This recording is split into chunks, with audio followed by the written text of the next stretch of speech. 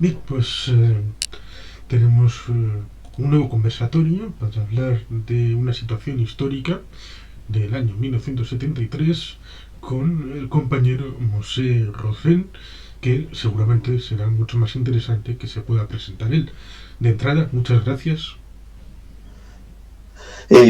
Gracias a ti por esta oportunidad para debatir este y quizás también otros temas que hacen a la realidad de Israel y del Medio Oriente en este momento que es también, o diría principalmente, un momento dramático para la humanidad con los dos focos puestos, uno en las negociaciones alrededor del armamento nuclear iraní y por otro lado la tragedia por la ocupación rusa de Ucrania.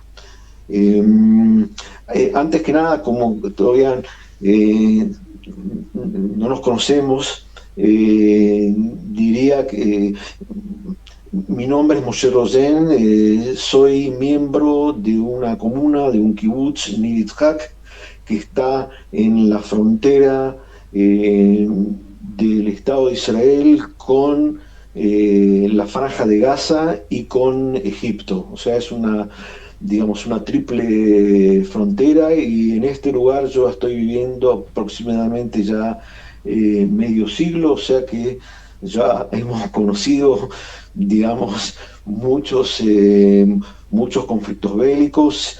En este momento quizás hay tensión, pero afortunadamente o relativamente hay cierta calma.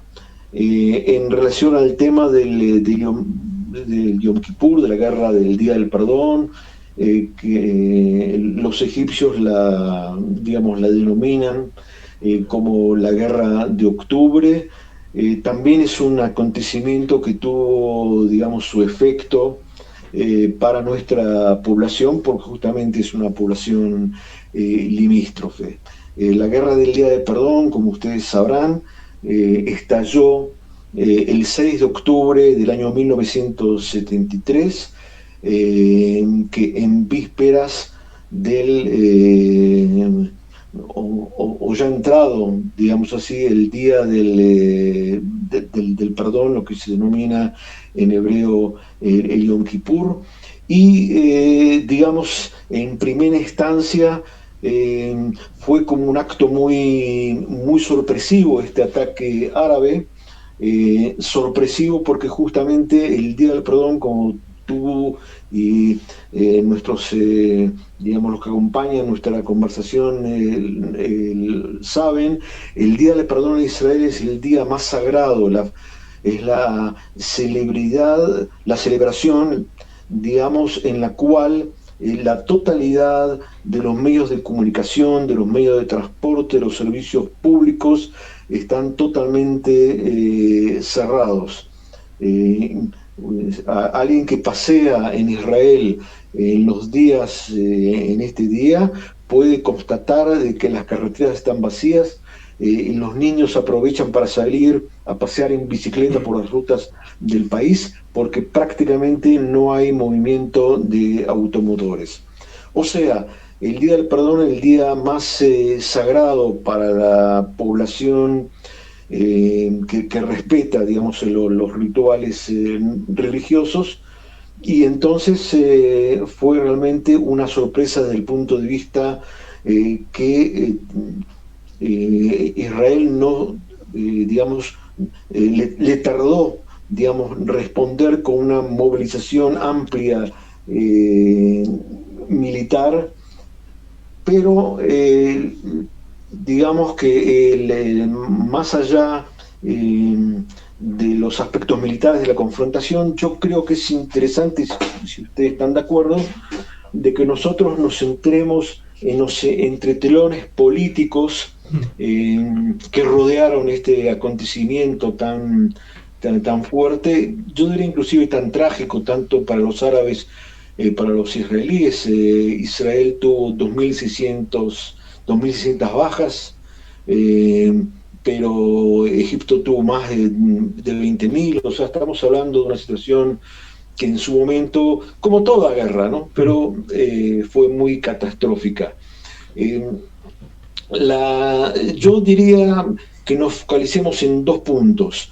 Uno que tiene que ver lo que se llama la concepción. La concepción es el nombre que se le dio a una teoría de los altos mandos militares de Israel que se basaban en una visión proporcionada por la inteligencia militar, según la cual los países árabes, tras la guerra de los 6 días, ya no estaban en condiciones de tomar una iniciativa bélica contra Israel. Entre otras cosas, la concepción se basaba en el hecho de que un eventual ataque requeriría una alianza militar entre Siria y Egipto, o sea, eh, no se trataría de un ataque unilateral a Israel, y esto supondría también una, digamos, una estrategia mayor por parte del mundo árabe que sería prevista, decían, digamos, los que sostenían esta concepción, que Israel podría hacerle frente sin mayores problemas. Esta, digamos, era la concepción militar. Eh, yo creo que más importante, que aquí obviamente fue un fracaso, porque ya vemos de que se tomó un ataque como sorpresa, pero enseguida vamos a ver que no fue tan sorpresivo como se puede suponer. El otro punto es y a mí me parece también un punto importantísimo, vital, es el tema político. Puedes interrumpirme con una pregunta, observación, No, cuando te sí. parezca. Digamos así, lo político tiene que ver con el hecho que los estados árabes, digamos, se resistían a entablar negociaciones o algún tipo de diálogo con el Estado de Israel, y que podríamos decir, soñaban con una venganza tras la derrota que sufrieron en la guerra de los 6 días. Pero a su vez, o simultáneamente, el Estado de Israel tampoco percibía la posibilidad de hacer algún tipo de paz y se aferraba a la necesidad de mantener los territorios ocupados. Por ejemplo, en el norte, en las alturas del Golán, lo que hacia Siria, y la península del Sinaí. Y una frase muy famosa que se le adjudica al general Dayan, que fue uno de los héroes o conductores de la guerra de los 6 días, y que luego, digamos, lo enrolaron nuevamente en relación a la guerra del Día del Perdón. Digamos así, la definición de Dayan era: es preferible Sharm el Sheikh, que era, digamos, Sí, es una ciudad el balnearia punto al sur del Sinaí. exacto, en la península del Sinaí. Es preferible Sharm el Sheikh sin paz que paz con Sharm el Sheikh. O sea, eh, eso significa que él descartaba de antemano que aún si los estados árabes, o en este caso Egipto, accederían a algún tipo de negociación, y si esta negociación eventualmente fructificaría en algún tipo de acuerdo, si realmente eso sería positivo para Israel. Entonces la concepción, en resumen, tiene dos puntas: una la militar y la otra la política, y en la creencia de que ad eternum el Estado de Israel va a ser el Estado más poderoso de la zona, y va a poder hacer frente a cualquier tipo de represalia árabe. Pero hay un elemento más, y este elemento más se llama Marwan Ashraf. Marwan Ashraf, no sé si es un nombre no muy conocido, no muy recordado hoy. Marwan Ashraf era una persona familiar y políticamente muy vinculada a la esfera dirigente en Egipto. En la época del presidente Gamal Abdel Nasser e inclusive posteriormente con Sadat. Ahora, lo interesante es que Ashraf Marwan en un momento determinado entabla vínculos con Israel y para decirlo, digamos, directamente, comenzó a cumplir tareas de espionaje o por lo menos suministrarle importante información a Israel. Y esta hasta tal punto de que a principios de octubre de 1973 tuvo conversaciones con altos jefes militares israelíes donde él les transmitió, y esto está documentado, o sea, no es un invento mío, existen documentos, entre paréntesis, no todos los documentos, los archivos acceden a liberarlos, pero gran parte de la información ya fue procesada, inclusive hubo en su momento, hace muchos años, después de la guerra de Yom Kippur, una comisión que se llama la Comisión Agranat, a nombre del juez Agranat que la encabezó, que analizó todas estas informaciones, pero hoy día, digamos, como que se sabe con mucha mayor precisión. ¿Y qué es lo que sabe con precisión? Que no tenía por qué ser sorpresa, porque la noticia de la movilización de fuerzas en las fronteras de Siria y de Egipto con Israel fue un hecho. Esta información fue recibida por Israel. Pero nuevamente, esta información no fue asimilada, no se tradujo en hechos. Yo creo que tiene que ver con las dos concepciones, la concepción militar y también la política, que llevó a un adormecimiento de parte del país y que luego tuvo un costo tan terrible. Sí, ciertamente podríamos hacer un pequeño resumen de lo que sucedió antes hasta ese punto de octubre de 1973, teniendo en cuenta de que Israel, el pueblo de Israel, fue muy valiente al tener que afrontar prácticamente cada década una importante guerra, como es la Guerra de la Independencia en el año 1948, el suceso de Suez en el año 1956, que militarmente fue un éxito, pero políticamente le vieron los Estados Unidos y la Unión Soviética obligados a retirarse. Es una derrota política. Y luego está la Guerra de los 6 días en el año 68, que es curioso porque hay muchas cosas que la gente suele olvidar. Por ejemplo, la apertura del frente en Jerusalén está propiciada por una aventura de los jordanos que atacaron ellos a lo loco en las instalaciones de Naciones Unidas, cuando les habían convencido desde Egipto que entrad en la guerra, que estamos ganando. Y a la imagen clásica de Uzinarkis, el general Moshe Dayan y Isaac Rabin entrando en la ciudad vieja de Jerusalén, le sucede que los aliados occidentales, supuestamente de Israel, le hacen un boicot para que no pueda comprar más aviones en Francia, lo cual en parte puede disminuir la capacidad de reacción en la siguiente operación militar, que es la sobrevenida en el Yom Kippur. Y además está el tema político, porque el primer ministro Levi Eshkol pues tuvo sus dificultades incluso de salud en esa guerra de los 6 días. Sí, efectivamente. Añadiría también un elemento histórico más, que es la guerra del desgaste.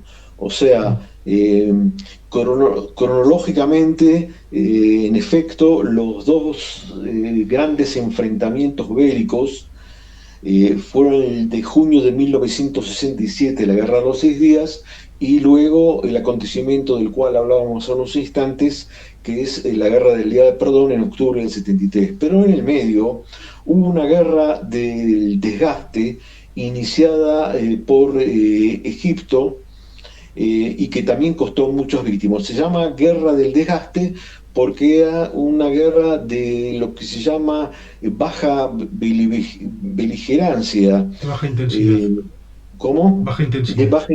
baja intensidad, pero en realidad cada día había muertos y heridos de ambos lados, y esto efectivamente tiene también un efecto en la, digamos, en la moral, en el sentimiento de la gente, porque si después de la guerra de los 6 días hubo una enorme euforia por una victoria que muchos hasta el día de hoy consideran un milagro, porque en 6 días el ejército de un pequeño país pudo sobreponerse a tantos ejércitos vecinos, inclusive digamos, la conquista de la Jerusalén Oriental, Judea y Samaria, la península del Sinaí, los altos de Golán, etcétera.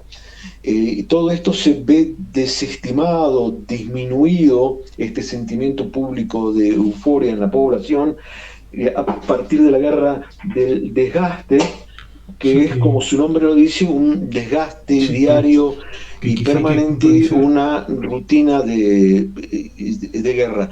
Sí, quizá hay que Pero puntualizar que creo que sobre todo fue una guerra aérea, la guerra del eh, desgaste. fue también aérea, pero fue también una guerra en la cual, digamos, un ejército dispara contra el otro de la forma rudimentaria y clásica, y caen lamentablemente jóvenes soldados. eh, y esto también parte de este fracaso continuo, digamos, de alguna manera es como la profecía de lo que fue luego de la guerra del Día del Perdón, porque se podía haber prevenido, solucionado de otra manera. ¿Y por qué se podía haber solucionado de otra manera? Porque existían posibilidades de diálogo. De hecho, la guerra del desgaste, si no me equivoco, culmina en agosto de 1970, cuando se acepta una propuesta de las Naciones Unidas y de los Estados Unidos. Eh, y eso fue acompañado también por una invitación al diálogo, y por un programa que estableció un diplomático norteamericano, William Rogers, en el cual él, digamos, trataba de interceder y posibilitar negociaciones principalmente entre Egipto e Israel. Y ya en ese momento se insinuaba la posibilidad que si Israel devolvía a Egipto la península del Sinaí, eso posibilitaría un reconocimiento del Estado de Israel, o por lo menos la finalización de la situación de esta guerra permanente. Esta posibilidad distaba mucho de lo que se llama la resolución de Jartum, de Sudán, después de la guerra de 1967, con las famosas negativas árabes. O sea, acá hubo un cambio, y entonces perfilaba la posibilidad de la paz. Pero allí esta posibilidad no fue procesada o no fue aprobada por parte de Israel, principalmente por parte de Golda Meir y de Moshe Dayan. Por eso yo veo en ellos, en estos líderes, que esto no desestima el hecho de que Moshe Dayan haya tenido actitudes de heroísmo y haya sido un estratega de los más importantes en la historia del Estado de Israel, y esto tampoco desmerece el hecho que la señora Golda Meir que fue primer ministro y que antes de serlo también fue diplomática, y que tuvo un importante liderazgo en el movimiento obrero de Israel, inclusive antes de la creación del Estado. Pero puntualmente en lo que tiene que ver con la posibilidad de evitar el derramamiento de sangre, allí, digamos, ellos tuvieron un fracaso. Y este fracaso, bueno, se refleja en el hecho que digamos, cuando ellos bajan de la escena política, entonces Menachem Begin, que paradójicamente representa a la derecha en el espectro político israelí, pero él accede a negociaciones que culminan con el establecimiento de relaciones diplomáticas con Egipto y la devolución de la península del Sinaí. Sí, lo que serían los acuerdos de Camp David. Claro, entonces la pregunta, que es una pregunta terrible, pero uno no puede dejar de hacérsela, si la guerra del desgaste y la guerra de Yom Kippur no se podría haber evitado, obviamente ambos lados, o sea, no se puede, sería injusto culpar únicamente a Dayan y a Golda. Es un tema de una complejidad mayor, pero a su vez hay que reconocer su responsabilidad, porque en definitiva el Estado de Israel renunció a la negativa a la devolución de territorios, lo que significa que negó su concepción anterior de que los territorios constituyen un elemento de seguridad mucho mayor que la posibilidad de establecer la paz. La península de Sinaí fue devuelta, pero en el interín miles de soldados y civiles cayeron en esta conflagración. Sí, porque evidentemente la historia está trufada de un montón de elementos, no hay cosas aisladas. Eh, la, creo que es igual me equivoco, es la resolución 232 o la 242 La referida 242, a la 242. 242. La 242 que sería aceptada por los palestinos, si no recuerdo mal, en el año 87 por parte de Arafat, que era la que hacía la ficción de volver a las fronteras anteriores a la Guerra de los 6 días, lo cual técnicamente no se puede hablar de fronteras porque estaba bajo el padrinazgo de Jordania, que era un territorio que no estaba reservado hacia los palestinos, sino como parte de Transjordania. Y en ese momento pues hay muchas dificultades. Los propios palestinos están en algunas ramas ejerciendo el terrorismo. Recordemos que en el año 70, que es cuando en agosto se termina esa guerra de desgaste, no sé si es en octubre, no sé qué día es, octubre negro surge por eso, precisamente porque les echan de Jordania y tienen luego esa deriva con Múnich en 1972, que Sí. evidentemente, pues como se puede ver en alguna película, lleva una reacción del Estado de Israel para tratar de ajusticiar a los que han cometido ese salvaje atentado en los Juegos Olímpicos, precisamente, que se supone que es un momento de paz olímpica, de tregua olímpica. Con lo cual es ese mundo convulso. Los Estados Unidos están metidos en Vietnam, en Guerra Fría. Es un mundo difícil donde la guerra de los 6 días precisamente se propone porque digo es que se propone por los árabes, porque quieren echar a los judíos al mar, quieren eliminar al Estado de Israel, porque por alguna extraña razón piensan que la única manera de unificar al mundo árabe es incorporando la causa palestina como algo fundacional. Lo cual no sé si es porque soy europeo, significaría que no se puede construir la Unión Europea salvo que sea con Suiza. Y si no es con Suiza, no podemos hacer una Unión Europea. Lo cual dices, hombre, pues yo creo que se pueden hacer alternativas. Y. Eh, yo de alguna manera difiero con este Mm, concepto en sí, lo que hace a la supuesta solidaridad o aval de parte del mundo musulmán, principalmente árabe, en relación a la causa, a lo que se denomina la causa palestina. Yo creo que tiene más que ver con un deseo que yo me atrevería a llamar imperial por parte de los países árabes de ocupar el territorio, en este caso del Estado de Israel, a partir de dos motivaciones. Una es la falta de tolerancia, la falta de reconocimiento, de aceptación a una civilización o a una cultura que no sea la islámica, y por otro lado, el simple deseo de posesión territorial. ¿Y qué pruebas tenemos al respecto?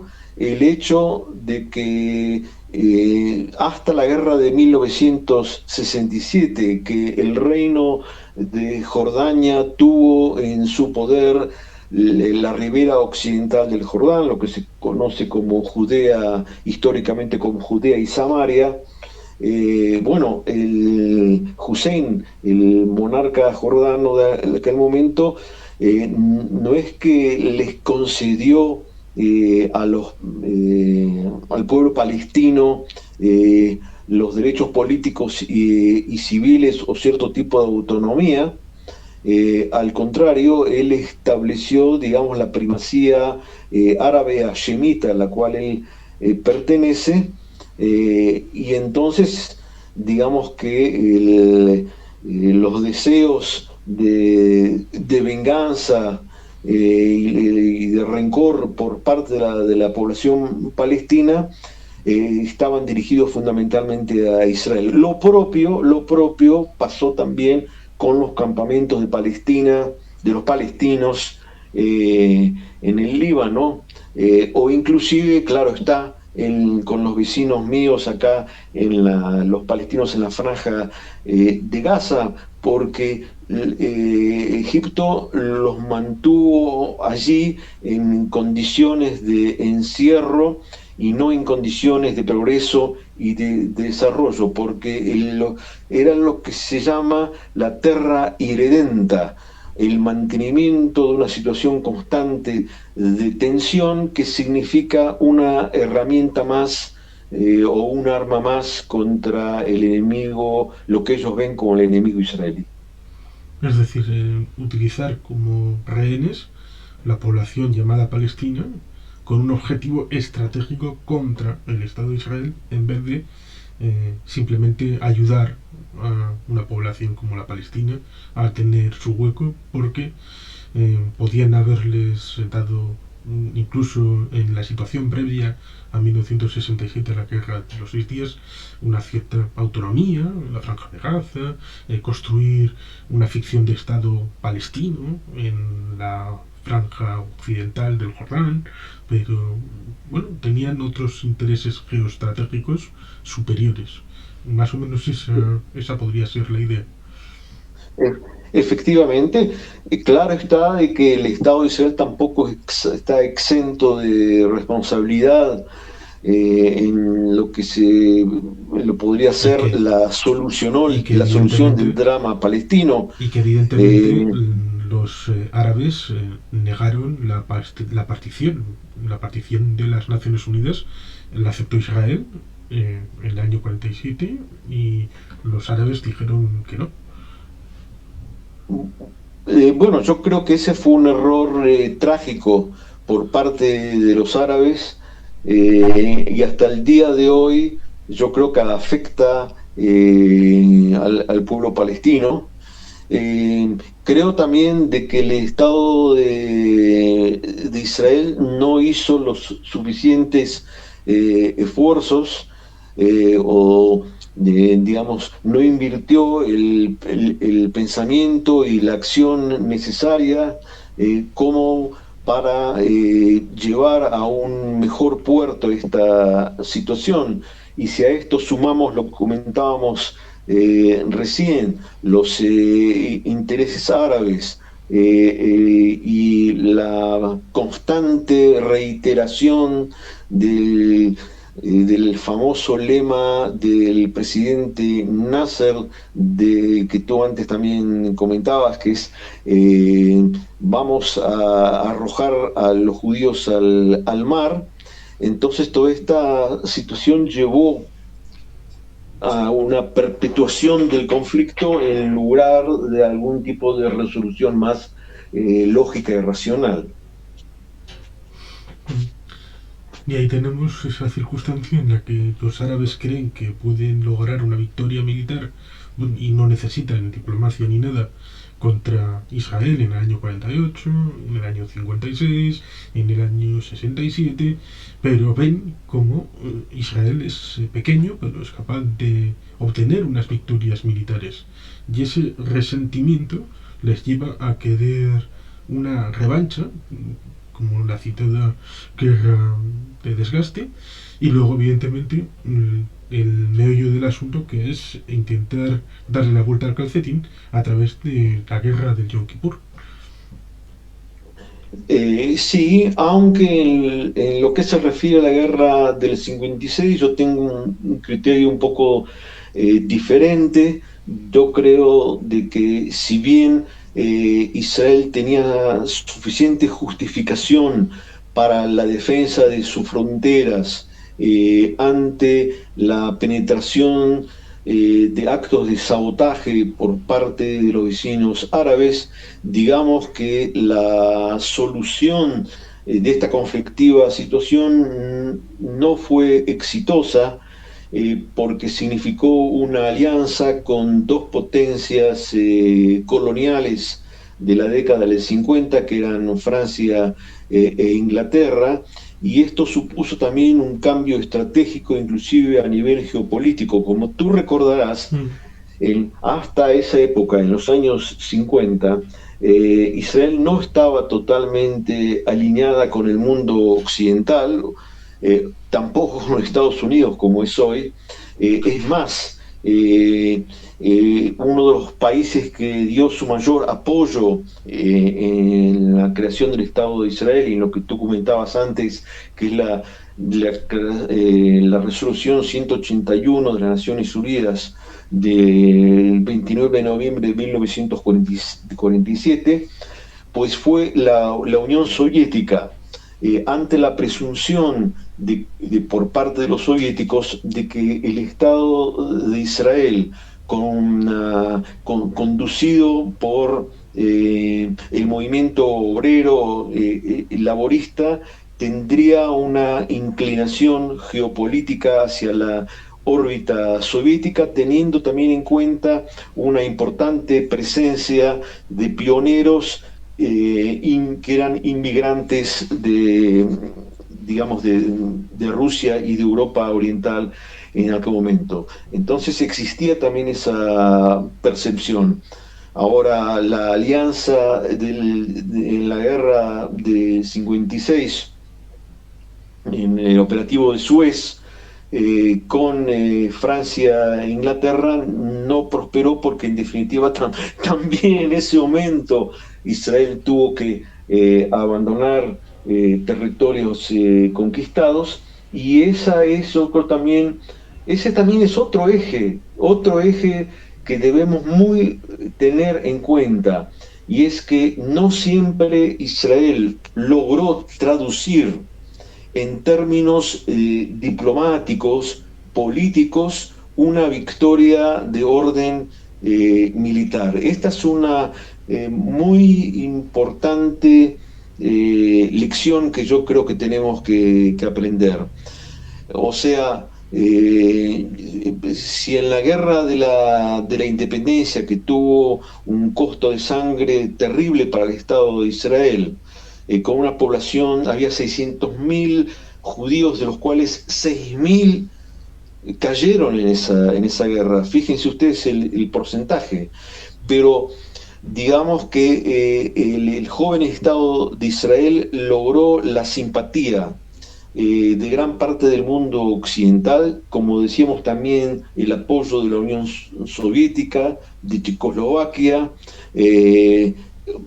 obviamente de la izquierda europea, la totalidad de intelectualidad se identificó con la lucha anticolonial y la creación del joven Estado de Israel. Ahora, las guerras posteriores, esto se revierte. Entonces, quiere decir que no siempre un triunfo de orden militar tiene también el efecto definitivo, que es el mantenimiento de un orden distinto o de alguna paz. Se me ocurre, si me permites, Sí, que este también sería puede ser una lección fundamental para lo que está sucediendo ahora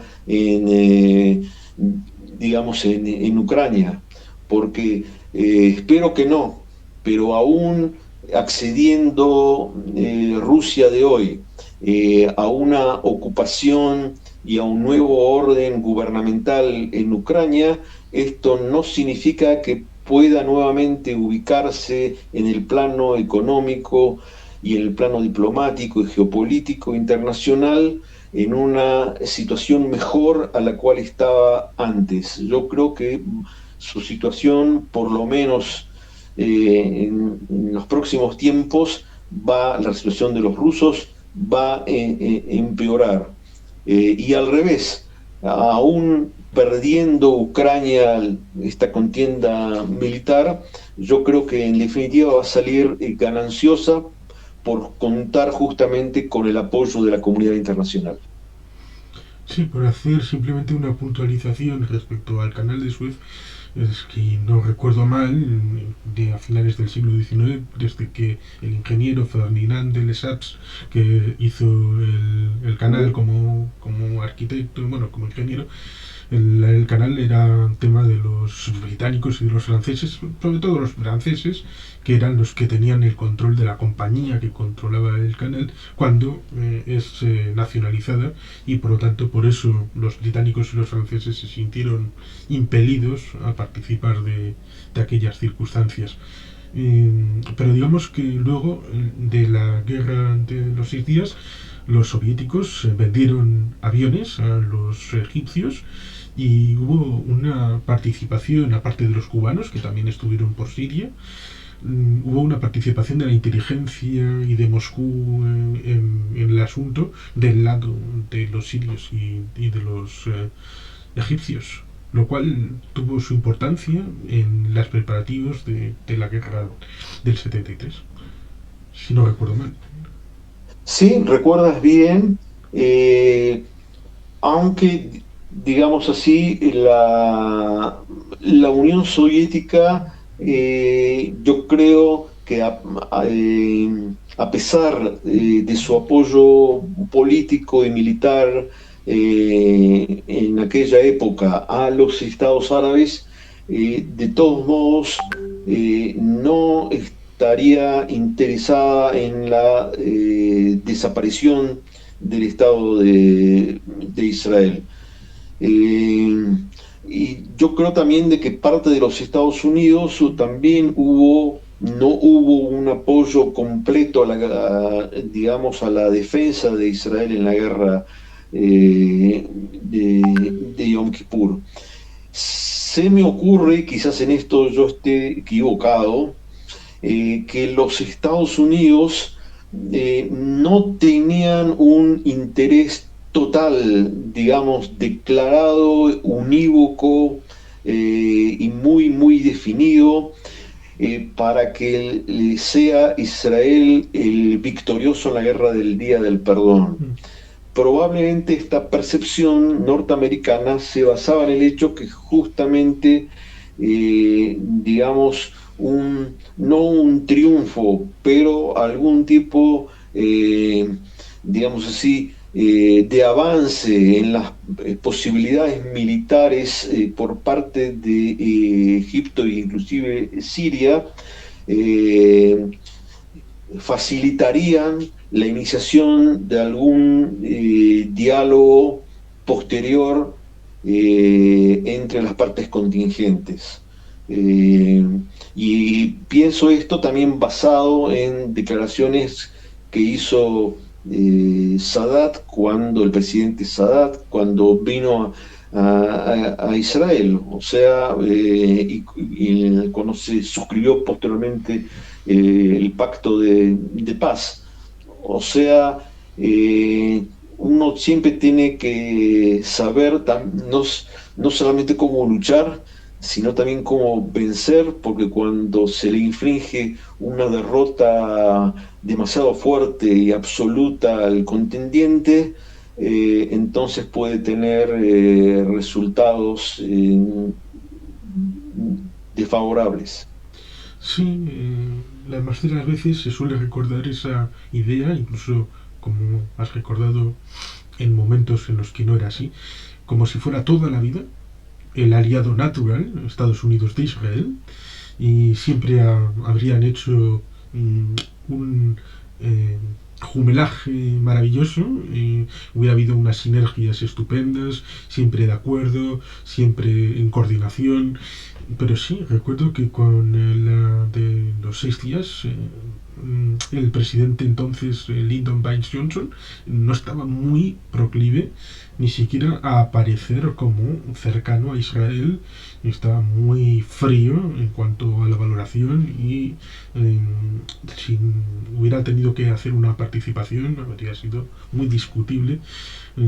Eso sí, del otro lado hay si me permites que entre un poco en la conspiranoia, hay hipótesis de la conspiración porque se está sucediendo en esos años 60 lo que posteriormente el traidor Mordecai Vanunu denunciará, la instalación en Dimona de la central nuclear y la supuesta asunción de las armas nucleares con supuestamente la contra de JFK, y supuestamente hay una mano israelí en alguna teoría de la conspiración para todas estas cosas, y luego dicen que lo que salvó a Israel en la guerra del Yom Kippur fue la sexta flota y aviones camuflados que volarían sin una insignia en la ala para ayudar así de tapadillo al Estado de Israel. Con lo cual hay siempre hay relatos, siempre hay historias. Sí, yo personalmente, digamos, no me entusiasmo con los relatos conspiratorios, y trato de poner el acento en una perspectiva histórica más amplia que efectivamente coincide con lo que tú mencionabas antes, y es el hecho de que no siempre se trató, digamos así, de una situación de idilio en los vínculos entre el Estado de Israel y los Estados Unidos o Occidente en general. Y tiene que ver también con lo que mencionábamos antes, con el apoyo tanto diplomático como logístico que dio la Unión Soviética a la creación del Estado de Israel. Si bien es cierto que a partir de los hechos posteriores, de las contiendas bélicas posteriores que tuvieron lugar en la zona, y también por desarrollos económicos de la sociedad israelí, que dejó de ser la sociedad pionera, obrera y socialista de sus principios. Todo eso también facilitó y operó para una aproximación mucho más amplia entre Israel y los Estados Unidos. Bien, entrando al inicio de la década de los 70, ¿cómo era la situación en la Knesset y en el gobierno de Israel cuando nos aproximamos al 72, 73? Golda Meir era la primera ministra, pero ¿qué más había por ahí? Bien, a partir de la Guerra de los 6 días se produce un acercamiento que hasta ese momento no existía entre el Partido Laborista hegemónico en Israel y las fracciones digamos, nacionalistas de la derecha. Se conforma un gobierno de unidad nacional. Ahora bien, la presencia de la derecha nacionalista, que a diferencia del laborismo levanta con mucha fuerza la bandera de la anexión de los territorios ocupados en la guerra de los 6 días. Agregado a los procesos geopolíticos que mencionábamos antes, todo eso incide en un cambio, en un giro no solamente político, yo diría ideológico muy radical, eh, no solamente en el gobierno, sino en la sociedad, en la sociedad en general.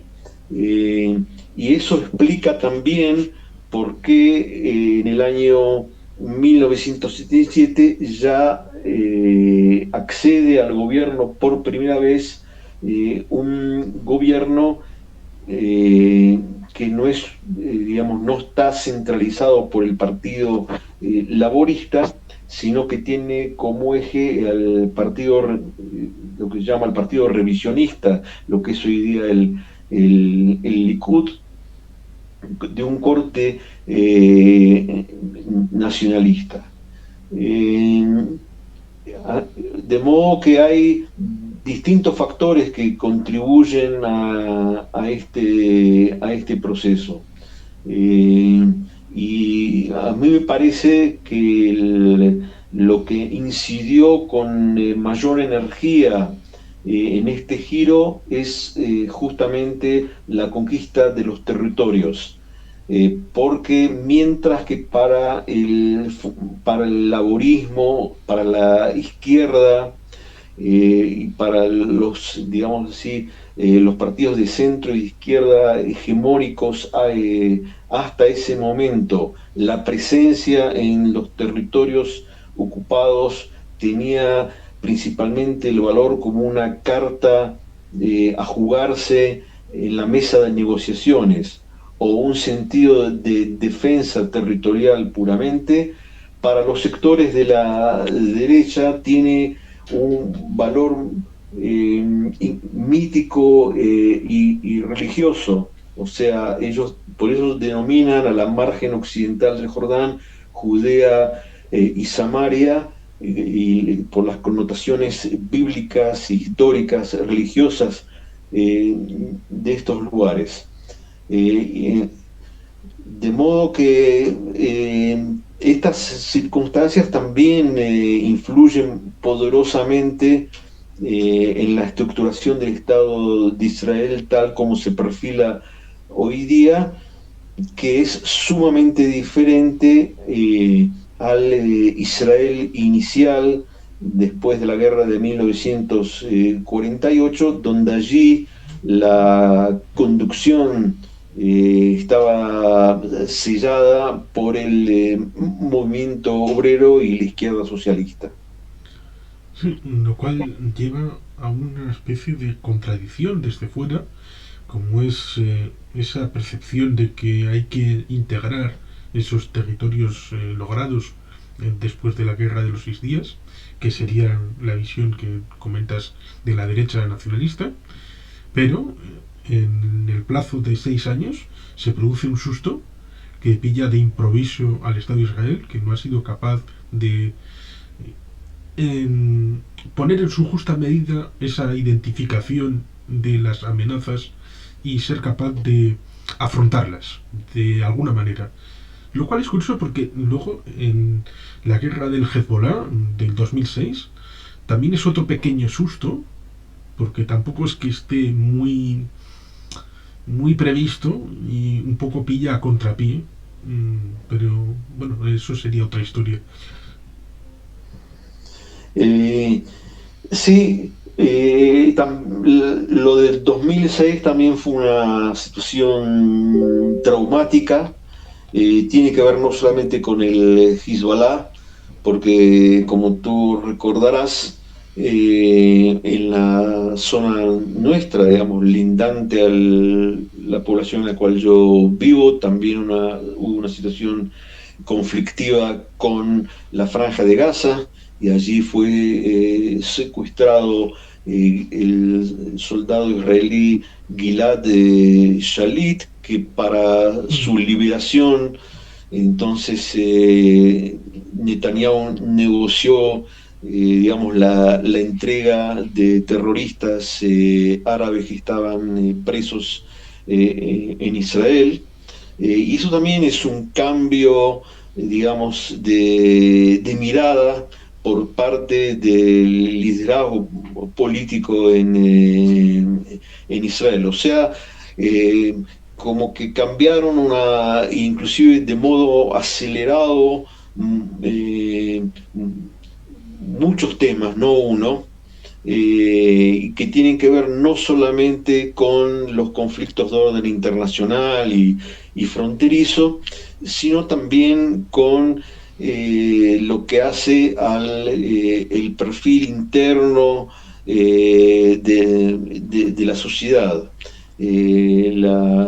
Y esto no es solamente por las guerras o Mm. por todo lo que estamos hablando, sino también por eh, cambios de orden demográfico que quizás son más lentos, pero también son muy intensos, eh, porque mientras que la población, la pequeña población de Israel en la época fundacional tenía un contexto principalmente pionero y con una fuerte impronta ideológica socialista y de izquierda, en los años posteriores, principalmente en los años 50, con el éxodo de comunidades hebreas afroasiáticas procedentes de la égida árabe.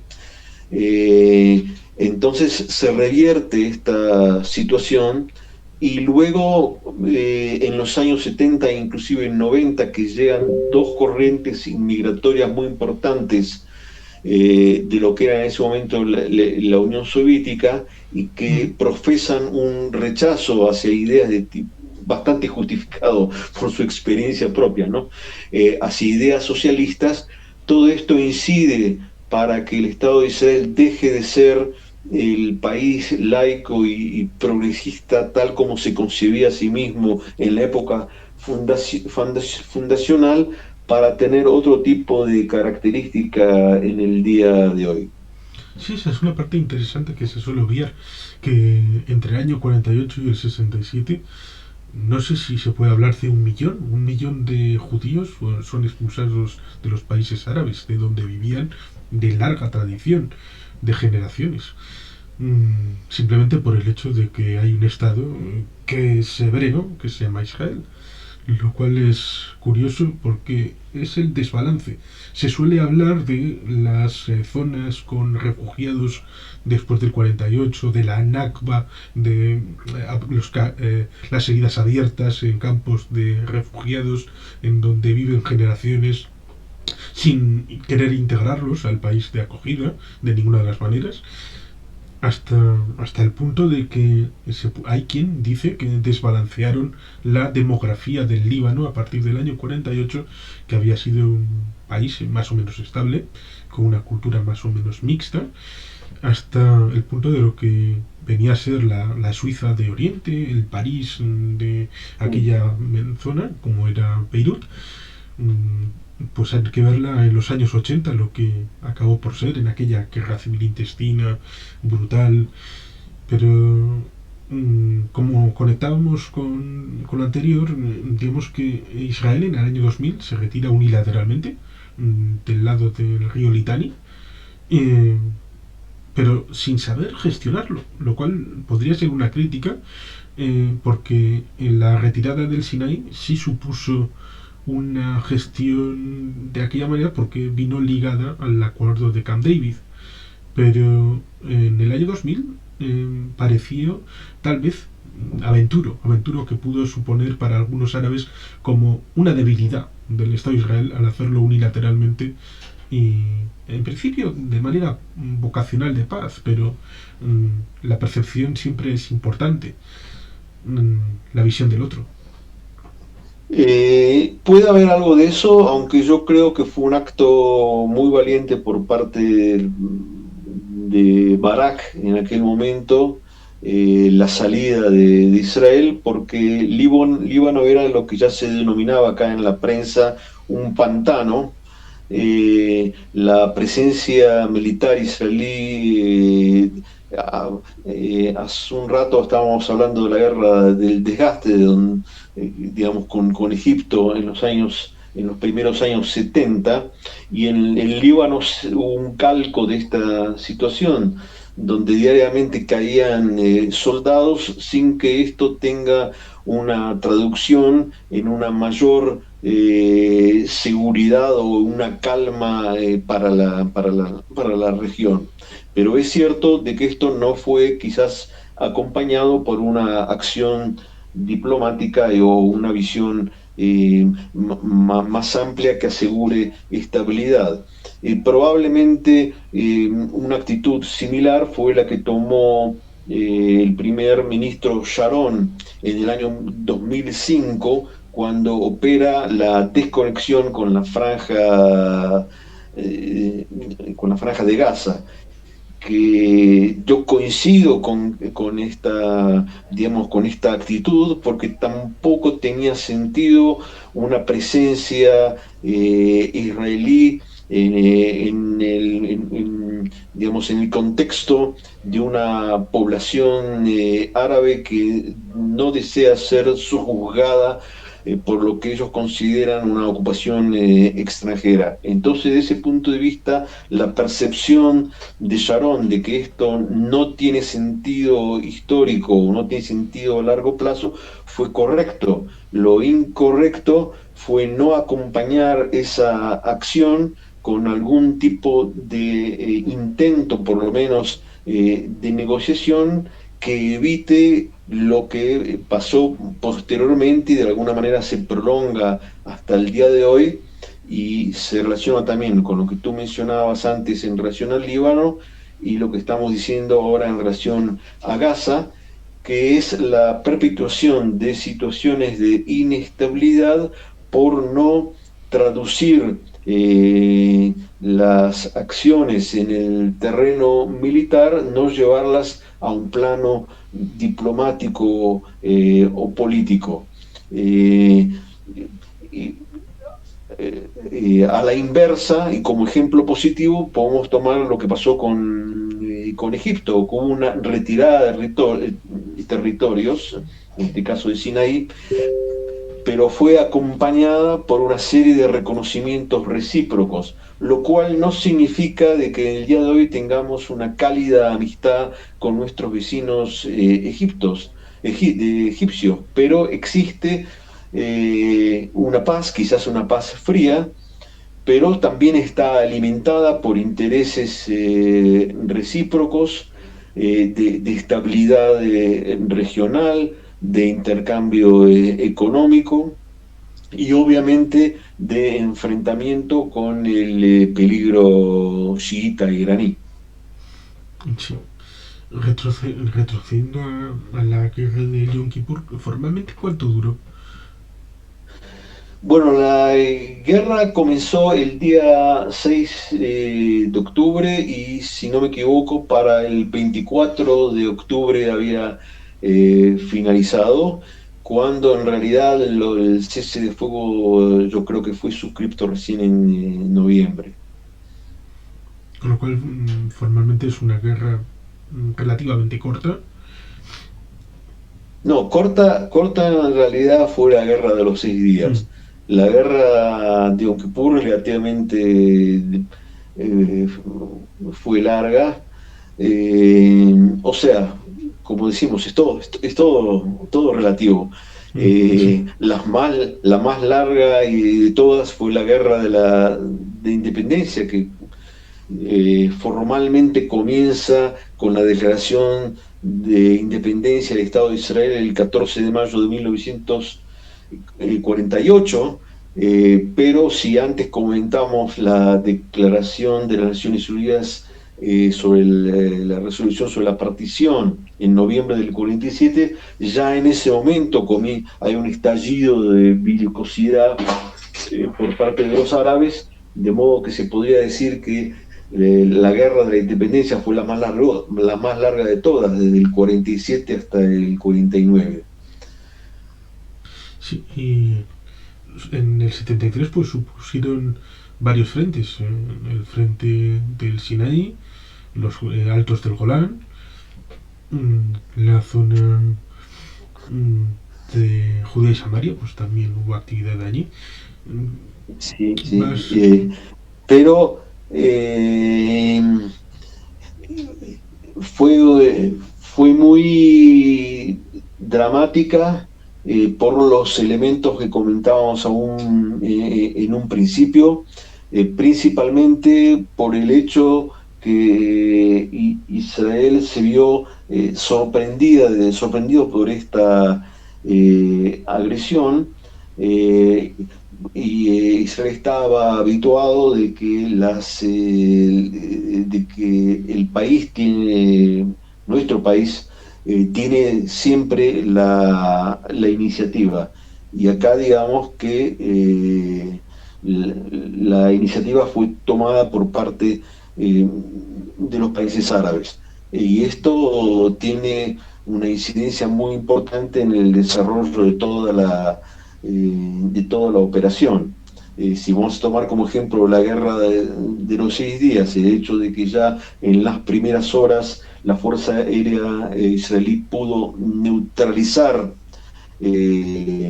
a su similar egipcio, eso significó un anticipo de la victoria.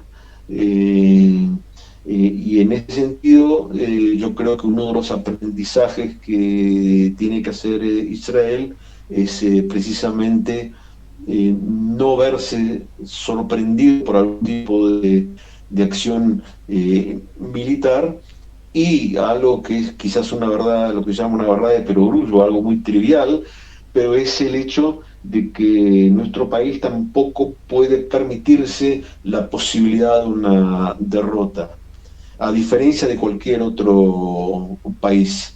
Eh, Porque si, digamos, en cualquiera de las guerras que atravesó Israel hasta este momento, si Israel hubiese perdido, no significa una derrota parcial, es la perdición total de la vida y digamos, el término de la existencia del Estado de Israel. Hasta tal punto de que en la guerra de Yom Kippur, yo recuerdo un discurso muy dramático de Dayan, en el cual él habla de la caída del tercer Israel. O sea, hace referencia a que en 2 oportunidades el pueblo judío sufrió derrotas que llevaron a su exilio. Las 2 derrotas grandes anteriores fueron con la caída del primer templo de Jerusalén, y la segunda con, digamos, la victoria infligida por Roma, y el exilio del año 70 después de Cristo, con el cual comienza la dispersión del pueblo de Israel por el mundo. Y entonces Dayan considera de que estamos frente a la posibilidad de la caída del tercer, eh, del tercer reino, digamos así, de Israel. Hasta tal punto percibía el riesgo de una no victoria. Sí. Es interesante esas cosas que sucedieron en aquel momento y en aquel lugar como hemeroteca o como memoria de, de las vicisitudes en las que se estaba viviendo, en un momento en el que la suerte en algún momento sirvió a la a los intereses del Estado de Israel, en tanto en cuanto la propia jerarquía de los que estaban enfrente, ya sean sirios, ya sean cubanos, digo del frente de los Altos del Golán, hubo la suerte de que era una jerarquía demasiado rígida, hasta el punto de que al descabezar la conexión con las unidades que estaban desplegadas, no sabían muy bien qué hacer, y los israelíes tuvieron la oportunidad de, aun teniendo en parte, no sé si se puede decir de esta manera, tenían un material un poco mejor, los contendientes cubanos y sirios, suministrado por la Unión Soviética, pero aun teniendo en cierta medida un material un tanto peor, en esa situación de la disposición personal del cuerpo que tiene que emplear esas máquinas, coadyudó a la situación y a poder darle la vuelta a la sorpresa inicial, por lo menos en los Altos de Golán.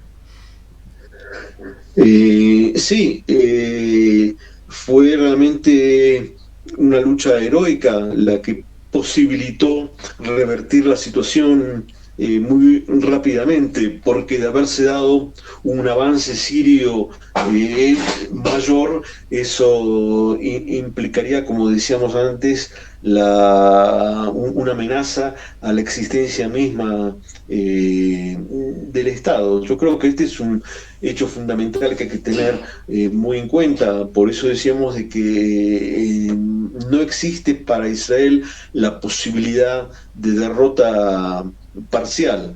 O existe un triunfo, a diferencia de otros países, o sea, que digamos, perdieron sus guerras, perdieron parte de sus territorios, se han recuperado. Es un lujo que Israel no se puede dar. Sí, en principio, en aquellos días de octubre se produce un avance por el lado del Sinaí, entrando los egipcios prácticamente a una ocupación casi total, lo cual es paradójico porque al final de las operaciones incluso hay una incursión en el lado occidental del canal por parte de unidades, lo cual es interesante si puedes hacer Sí, es una de las paradojas digamos, de esta guerra. eh, y también, pero también es un motivo de debate porque esa incursión tuvo un alto costo de víctimas, y digamos que postergó la posibilidad de finalización de la contienda. Por lo menos sí. esa es la percepción hoy, o sea, la percepción hoy de los círculos militares que analizan autocríticamente la situación es muy distinta a la de aquellos días. Sobre este y otros temas también, por ejemplo, de lo que se denomina la línea Bar-Lev. La línea Bar-Lev era una especie de barricada sobre la cual Israel sostenía de que era infranqueable por parte de las tropas egipcias, y bueno, como que fue barrida ya en las primeras horas de la guerra de Yom Kippur. O sea, yo creo que en definitiva Israel hizo un importante aprendizaje de dos fracasos. Uno, la concepción militar, y el otro, lo que tiene que ver con un concepto político errado previo a la guerra de Yom Kippur. Y yo creo que este aprendizaje se hizo, esta autocrítica se hizo con mucha valentía, en el sentido que tanto los analistas militares como el hecho que se constituyó una comisión con un juez que la presidió para investigar lo que sucedió, esto implica de parte de Israel, como decíamos recién, un sentido de autocrítica muy importante. Sí, es interesante Israel pudo salvar la cara, como todo el mundo sabe. No es que fuera el vencedor absoluto como en la guerra anterior, en la del 67, en la de sus días, pero digamos que prevaleció. El relato egipcio dice que tuvieron un buen papel para tratar de salvaguardar su propio prestigio, sobre todo ante su propia gente, lo cual acabó por permitir la visita de Sadat unos años Claro. después. Y no hay que olvidar, evidentemente, que gente como Carlos actuaban. Había terrorismo participando en las ciudades europeas, patrocinado por estados árabes que pagaban dinero para tratar de forzar a las capitales europeas, mediante el uso del terrorismo, su inhibición de cualquier cosa relacionada con el mundo árabe y con Oriente Medio. Como hemos citado antes, también está el asunto de Múnich y otras circunstancias, como por ejemplo el asunto de la operación en la que murió el hermano de Bibi, la única baja en la operación Entebbe, que creo que fue a Sí, final de los y años 70. muy ciertamente, me permito recalcar en relación a lo que comentabas recién con el terror, que contrariamente a lo que mucha gente piensa, que el terror tiene motivaciones únicamente de tipo religioso o ideológico. En el caso del Medio Oriente, el terror del Islam integrista tiene una muy fuerte conexión con intereses comerciales, centrados en la criminalidad y en el narcotráfico. Sí, mismamente Y esto, la uno de toma sus de focos, Viena. de los focos más fuertes de esta acción terrorista y de narcotráfico, es el el Hezbollah en el Líbano. De modo que si nosotros extendemos esta conexión entre el terror y los intereses de narcotráfico y otro tipo de mercado oscuro, quiere decir, y sabiendo de que el Hezbollah cuenta con el apoyo de la República Islámica de Irán, entonces podemos entender de que las aspiraciones del terror exceden a sus propias declaraciones de orden ideológico y tienen un trasfondo económico y una motivación mucho más fuerte que la de un supuesto ideal. Sí, mismamente lo citado de Carlos cuando ejerce la toma de los ministros de la OPEP en Viena. Era un tema interno de quién bombeaba cuánto, de dónde iban las reservas, los dineros. Sí, el tema económico siempre está presente. Sí, tú sabes de que en estos días, nosotros estamos ahora hoy es el 8 de marzo del 2022. Tú sabes de que el día 17 de marzo de 1992, o sea, en estos días hace 30 años, elementos del terror islámico, seguramente vinculados al Hezbollah como un acto de venganza y de represalia, ejecutaron un ataque terrorista que tuvo como consecuencia 29 muertos y centenares de heridos en la Embajada de Israel en la Argentina. Y Sí. 2 años después eh, hubo otro atentado similar contra la sede central de la comunidad judía en la Argentina, lo que se llama la AMIA. En estos 12 actos también es transparente la conexión entre el terror islamista y sectores vinculados al tráfico, al narcotráfico y el tráfico de armas. En el caso de la Argentina, digamos, uno de los protagonistas era Monsar, o sea, elementos vinculados a las franjas más oscuras de las esferas militares islámicas. Mm. Aunque yo siempre pienso que tenemos que ser cuidadosos y no hacer una generalización, sería absurdo, sería incorrecto y sería injusto. No se trata del Islam globalmente, se trata de los sectores radicales del Islam.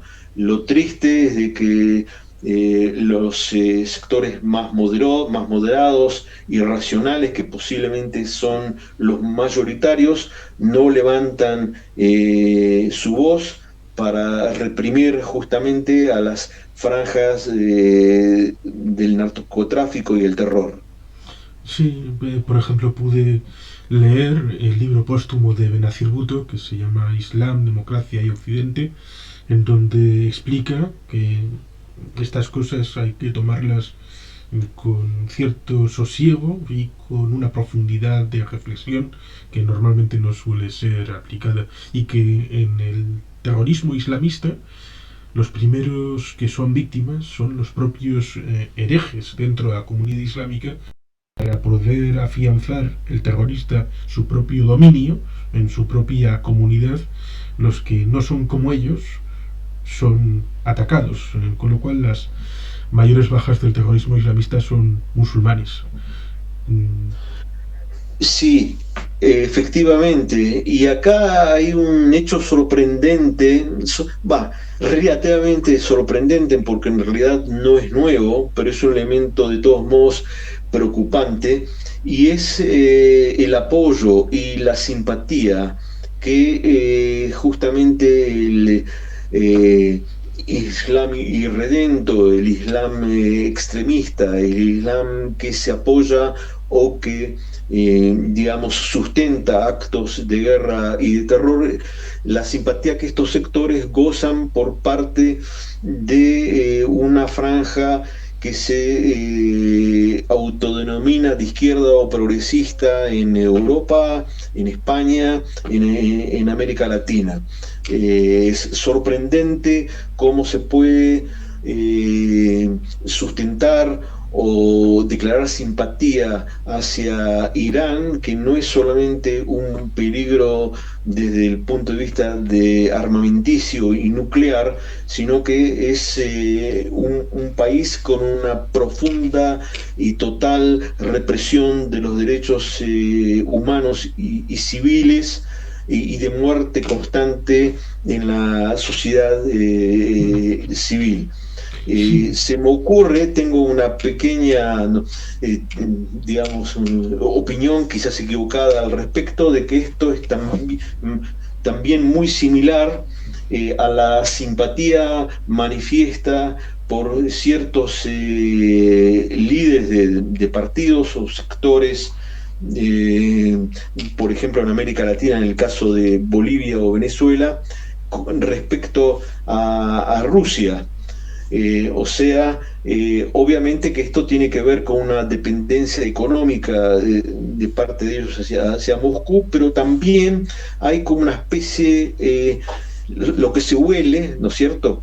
Hay como una especie de nostalgia hacia lo que fue la Unión Soviética, como si un déspota como capitalista y oligarca como Putin sería el continuador de la Unión Soviética, aunque tampoco la Unión Soviética entonces digamos es la representación de un ideal socialista humanista, pero digamos que la Unión Soviética, pod, respecto de la Unión Soviética, inclusive filósofos como Sartre tuvieron algún tipo de reconocimiento, de simpatía y de apoyo, y se puede entender por, digamos, los días heroicos de la Revolución Rusa. Pero hoy día con el significado imperial de Rusia y su agresión militar en Ucrania, no pueden ser negados con ninguna persona con dos dedos de frente.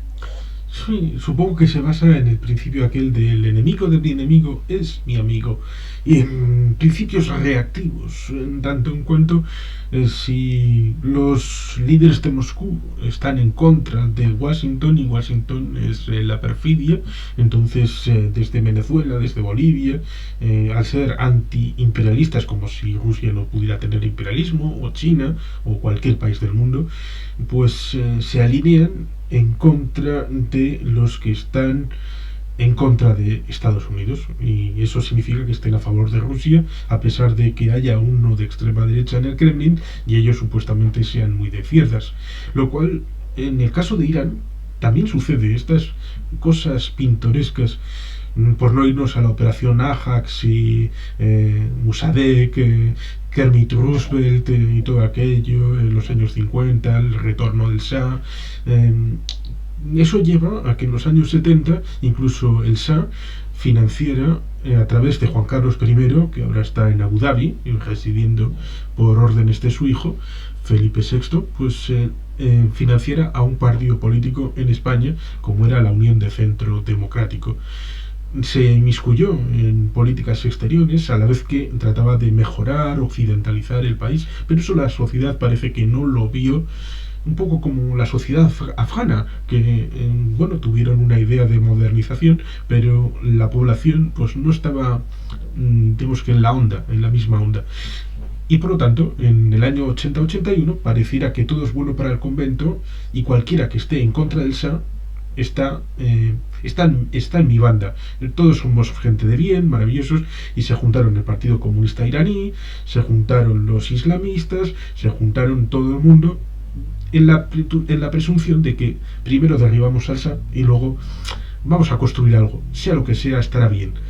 Pero vuelve Khomeini, construyen un régimen más o menos, pero es que es curioso, hay que aprender de la historia, porque eso que pasó con Khomeini y tratar de primero de liquidar al Partido Comunista, a los izquierdistas y hacer la razzia que hicieron entre el 81, 82, 83, es lo que hicieron en la Europa Oriental los hijos de Stalin entre el año 45, 46, 47, 48, laminando las posibilidades de un régimen de democracia liberal en Rumanía, en Polonia, en Checoslovaquia, lo cual parece que somos muy voluntaristas y muy adanistas. Cuando llega el mundo, pues nosotros somos los nuevos, todos los anteriores son gente que no sabía nada, no tenían ni idea, y el mundo empieza con nosotros. Y pasa con Irán, ha pasado en Afganistán, ha pasado ahora con Rusia en Ucrania. Sí, dramáticamente cierto. Y es una pena que no existe un aprendizaje de esta historia, de estas historias, porque aquel que no aprende la historia como que está condenado a repetirla. Sí, por eso es interesante ver las consecuencias que tuvo esa victoria, porque al fin y al cabo se puede hablar de una victoria como supervivencia en el 73, pero que luego evidentemente lleva a estar empantanados en el Líbano, lleva a tener que hacer la operación en Entebbe porque algunos terroristas le intentaban tomar por el pito de un sereno al Estado de Israel. Hay una forma de vuelta a la tortilla en la población en Occidente, en la que el mainstream parece que es ser pro-palestino y si eres pro-Israel eres un bicho raro, o prácticamente te acusarán de ser un nazi directamente, lo cual es alucinante. Como le acusan ahora a Volodymyr Zelensky de ser nazi cuando es judío. Eh, sí, esta es una de las paradojas del drama que se está viviendo ahora, cuando Moscú levanta el lema de la desnazificación. eh, a mí se me ocurre de que los centenares de miles de refugiados, el drama que está ocurriendo en estos precisos momentos en las fronteras de Ucrania, con tantas familias que están huyendo, creo de que estos ciudadanos, digamos, dejan sus casas justamente no solamente por la guerra, no solamente por lo que perciben como peligro inmediato de bombardeo y de muerte, sino también por el hecho de no querer vivir en un sistema de sojuzgamiento y de opresión como el que se está viviendo en Rusia.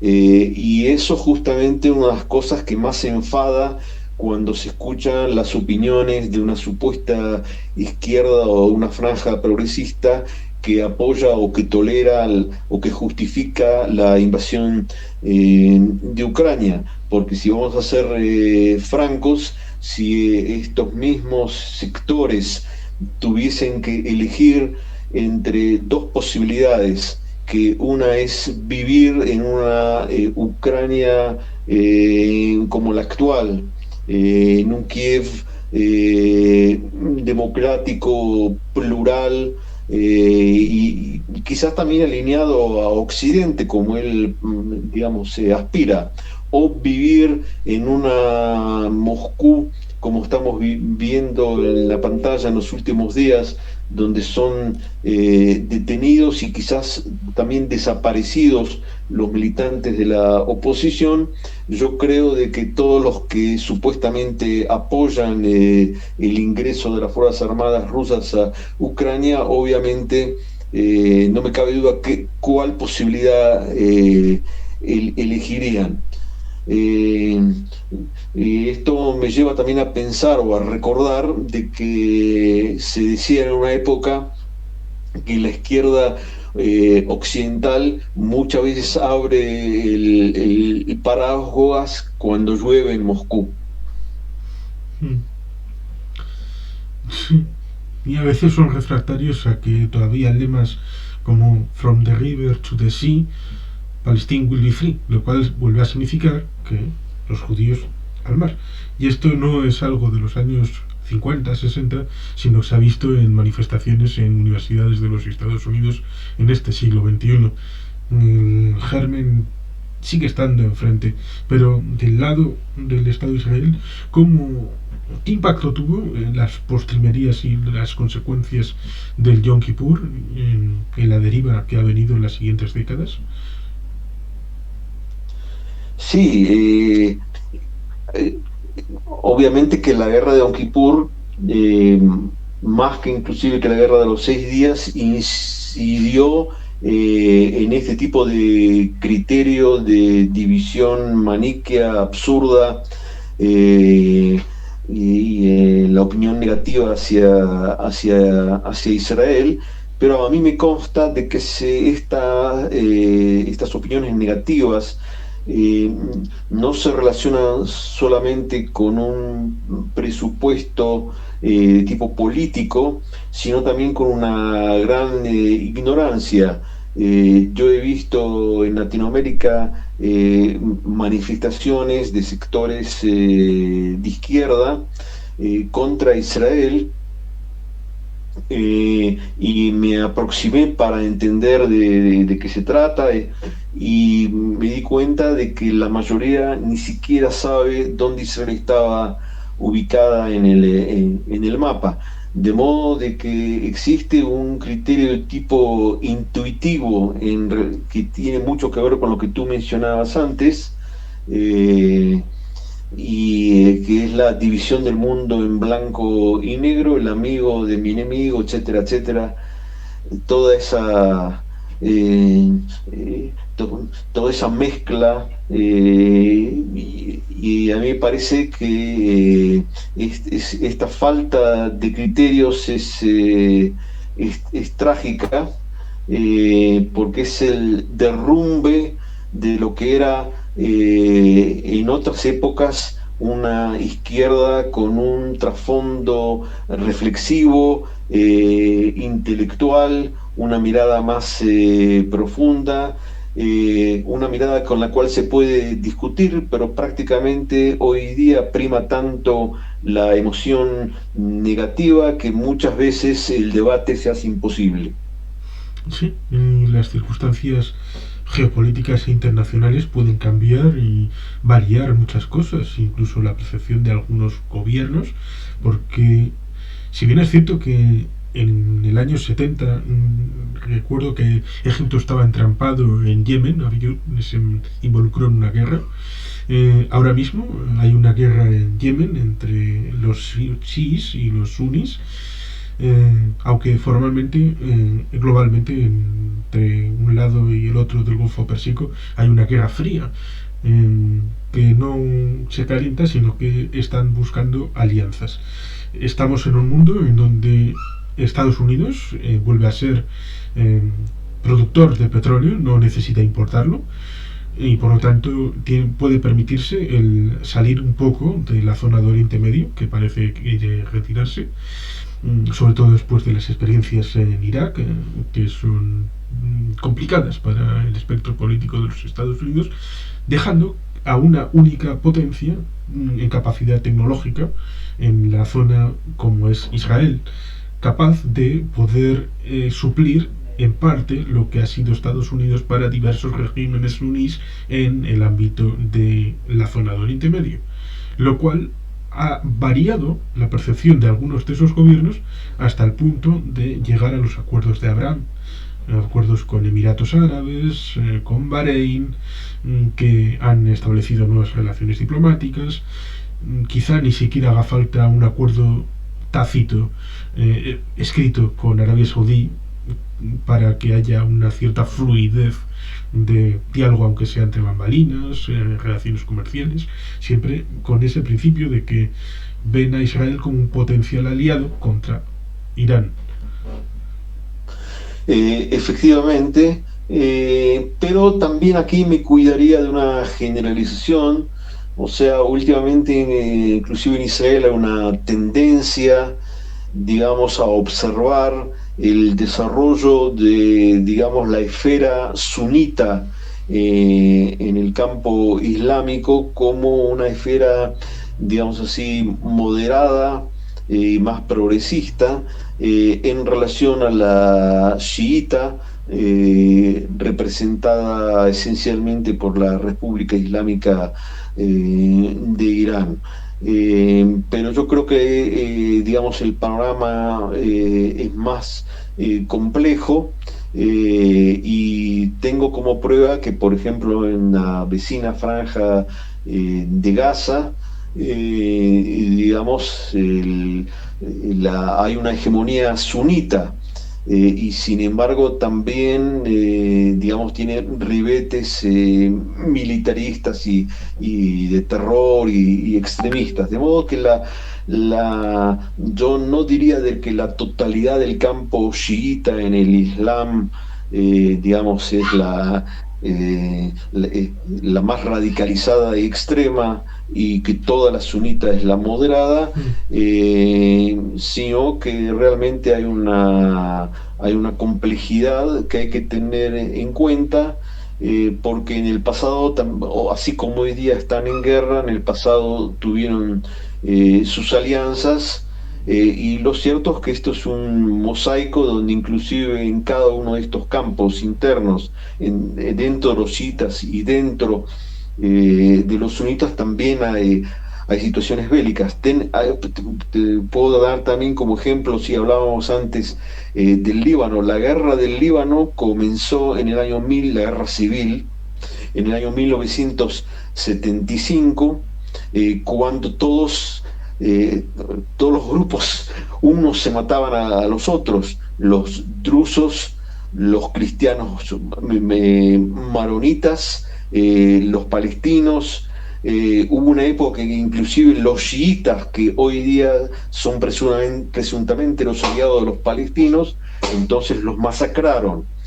De modo de que yo siempre tengo en cuenta que la situación es de una enorme complejidad, y se resiste a reducciones simplistas. Sí, porque a fin de cuentas ese Estado de Arabia Saudí tan beatífico, neutral y progresista, incluso que ahora permite la entrada de las mujeres en estadios de fútbol, no deja de ser el Estado patrocinador del wahabismo, que es pariente del salafismo, que está llevando al Sahel a situaciones de complejidad y de dificultad extremas, hasta el punto de la situación geopolítica con el grupo Wagner de mercenarios, los franceses por un lado, bueno, unas situaciones complicadas de las cuales el origen está en Arabia Saudí, que ahora con el príncipe Bin Salman pues parece que quiere hacer una ciudad futurista al lado de Aqaba y bueno pues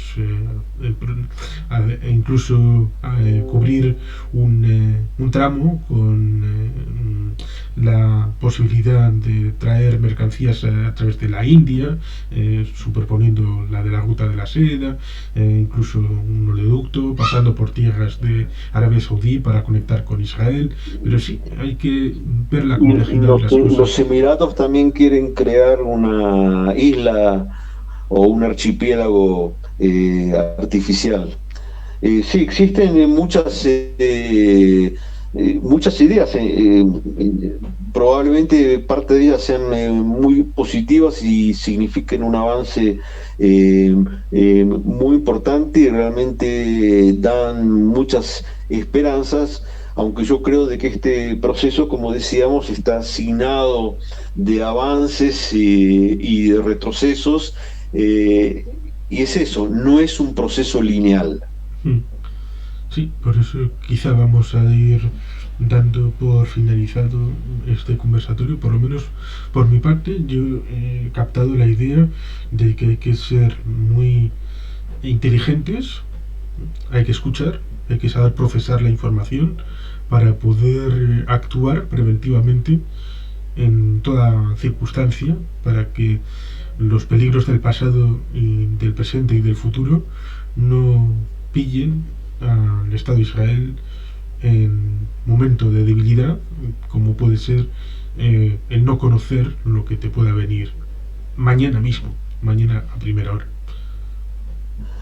Sí, es una conclusión importante que yo me atrevería a decir que es muy vigente en el mundo actual, teniendo en cuenta lo que está pasando en este momento en Ucrania, los peligros que se ciernen sobre Europa y la humanidad, y debemos tener en cuenta siempre estar alerta frente a las guerras, nosotros en Israel sabemos de que cómo empiezan, pero nunca puedes profetizar cómo terminan, y tienen un alto costo, principalmente para los civiles y para la gente de ambos lados de la frontera tienen algún tipo de esperanza de una vida distinta. Eh, por mi parte, bueno, agradezco muchísimo esta invitación, y sería importante recalcar, quizás no se sepa, que a pesar de las situaciones de guerra y de tensión, por lo menos de nuestra parte existen intentos exitosos de diálogo. Yo soy parte en Israel de no es un movimiento político, es un grupo de compañeros que todas las semanas nos reunimos en la frontera, cerca de donde estamos viviendo nosotros, frente a Gaza, y mantenemos un diálogo, a veces por medio del Zoom y a veces telefónico, con ciudadanos en la franja de Gaza. Nosotros tenemos la posibilidad de hacerlo con total libertad, porque vivimos en un país democrático. Nuestros interlocutores en Gaza, en la franja de Gaza, han sido perseguidos y muchas veces encarcelados por este tipo de diálogo, pero esto solamente nos demuestra una vez más de que hay civiles, hay jóvenes, estudiantes, intelectuales, que, digamos así, no desisten a la posibilidad del diálogo, de la coexistencia y de la paz. Interesante. Pues muchas gracias a todos los que hayan llegado hasta aquí y bueno, pues si consideran opinar algo, pues seguro que lo dejarán como comentario cuando esté el vídeo subido. Y pues gracias a todos por haber llegado. Y hasta la próxima. Gracias a ti, un gran abrazo.